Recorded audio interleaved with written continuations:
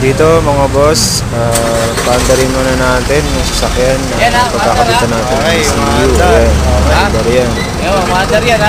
After nyan, hugutin natin yung positive ng battery. Saka yan, yung sasakit ng ECU, i-check natin. Lagyan natin ng number para alam natin kung saan natin ilalagay. Saka pagbalik mamaya, install natin yung surplus na nabili nating ECU para dito sa ating Hino 300. Magkano na natin para sure yung pagbalik natin mga idol. Ayan, ikabit na nga yung ating nabiling surplus. Ngayon, check natin kung gagana ba. Ayan. Check natin. Sana gumana. Kaso ayaw.